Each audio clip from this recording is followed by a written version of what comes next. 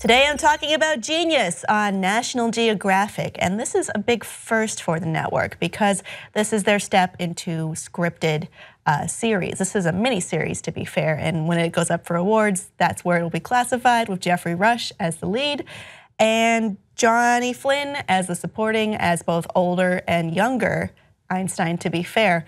I have seen the first 2 episodes. Episode 2 will be out for you to watch tomorrow, and I will say, I'll start by saying I do recommend it. There are aspects of this that may not be what you expected. For one, when we're leaning into Einstein's contributions into the world of physics, which are innumerable, they aren't really deeply delved into, and that's to be expected. I mean, when you're doing a biopic, or I guess a series, a bio-series on a notable, intelligent figure, it's hard to compellingly display these different algorithms, functions, expressions in a way that people would grasp quickly and admire. But they do a great job in the first episode, which is directed by Ron Howard, and he has done a really good job with it. I will say the first episode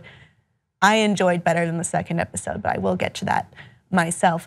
What we see is more of a human take on Einstein. We do see in his younger version in the 1890s, contrasted with his older version in the, I believe, 1922 and forward during the rise of Adolf Hitler. And there are a few points in here where it becomes, I think they hit it very hard. It's not subtle at all what is happening as we watch Nazism and anti-Semitism rise and bubble further and further in the Geoffrey Rush time period. And it's like a lot of other shows premiering this spring, it is somewhat culturally relevant. We have someone saying, oh, Adolf Hitler, he just has a few followers, he will fizzle out in a year. That may remind you of certain things that have happened in recent times as well, along with anti-intellectualism, which is also something that Einstein faces in the Geoffrey Rush period. We see a lot of things that are clearly jarring and clearly unfair from a social aspect. And we start to see Einstein's delving into the political realm and being considered radical, and his ex-wife being considered radical, and having passport issues as he tries to travel from Berlin to America. It's not going to be something you don't notice and relate to in the modern era. If you didn't know that Einstein had a lot of ladies, you will now. At least in the first 2 episodes, there's at least 1 sex scene per.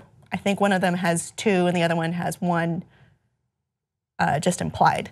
But it's interesting. It can be a little heavy-handed when we see Einstein in the first scene having sex with a woman who is not his wife, and then him talking about how he doesn't think monogamy makes sense, and then she says something like, Albert Einstein, for the smartest man in the world, you sure can understand people, which is, it's clunky. There are a few clunkers in there. But overall, it's really good. I did think Ron Howard did a great job with the first episode when showing people, the students of Einstein, trying to understand and visualize light traveling from the sun to the earth, and then the visualization that is on the screen for people, or us, the audience, to watch as well. It's very good. In the second episode, there is no Geoffrey Rush. It relies entirely on Johnny Flynn, who you may know from Scrotal Recall, as the young Einstein, kind of having issues and butting heads constantly with his superiors. He did that in the first episode too, but this seems to be a hallmark of young Einstein, in which there's a balance between wanting to get a good grade and wanting to have intellectual discovery and to understand man's greater meaning on earth. And that's not a theme that's lost on the current times either. I mean, or I think many people may have that feeling within them personally, which is, do I do what is expected of me to succeed personally, or do I harm myself a little bit and reach beyond that? And then Einstein, of course, he chooses the latter and struggles a lot in there. You also discover there are many important figures in his life, including Milena Maric, who was his first wife, but she was the lone woman in the Zurich Polytechnic School. struggling, and she has struggled her whole academic career and what is expected of a woman in this era. She has Lang lymph disparity, which is also another burden placed on her, and it's easy to relate if you were a girl who did not really fit in your youth and felt you were always being the butt of a joke. But I really grew to love her throughout that episode, and it does end in a surprising way.